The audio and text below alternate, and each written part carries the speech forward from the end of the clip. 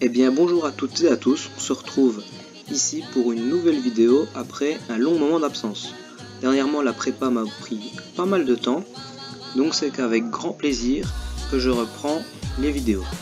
Celle-ci va s'intéresser notamment à la conversion d'une imprimante 3D en une CNC ou une graveuse.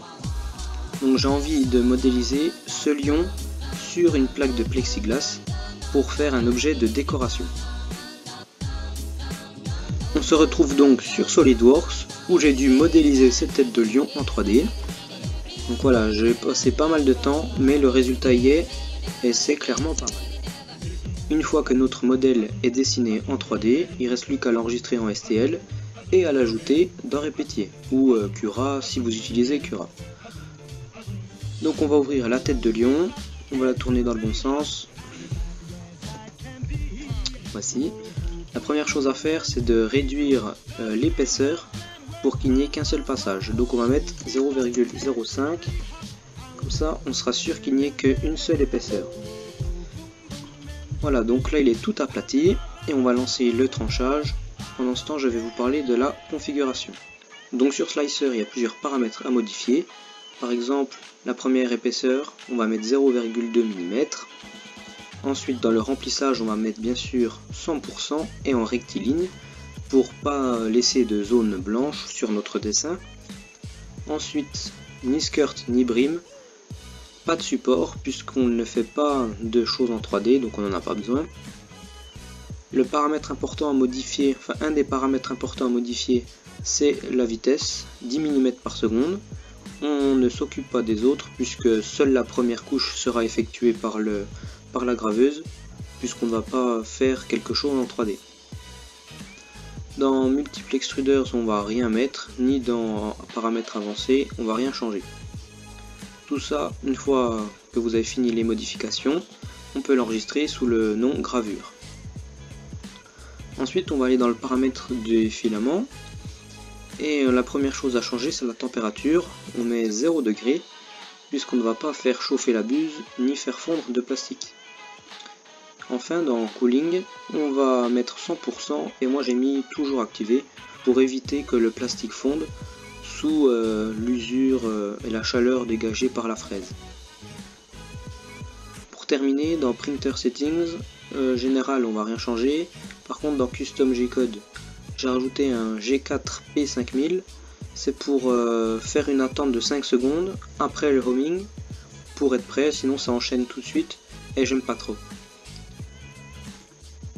Et le plus important, dans Extruder, on va changer le Lift Z 3 mm et le Minimum Travel 2 mm.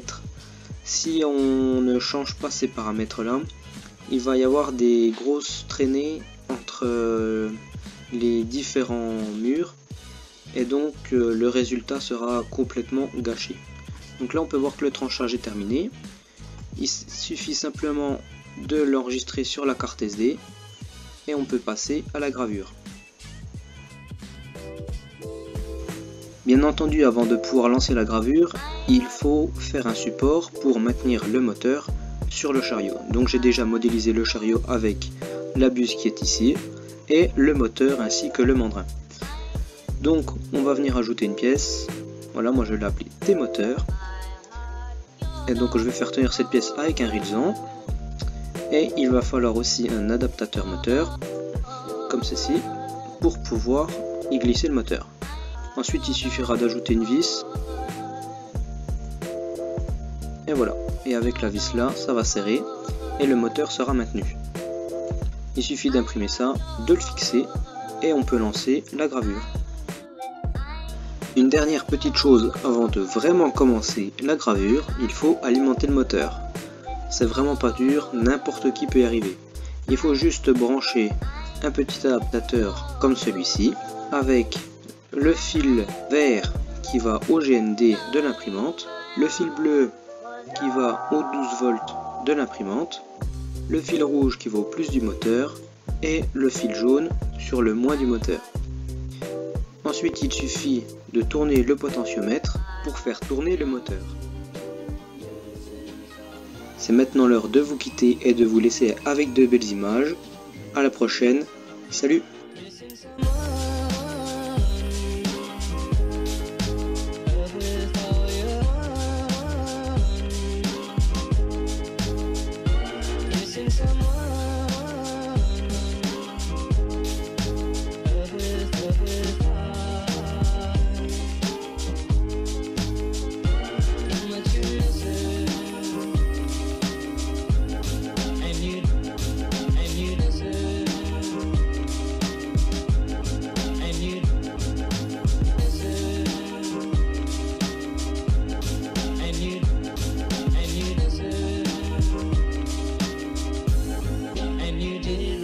fantasy.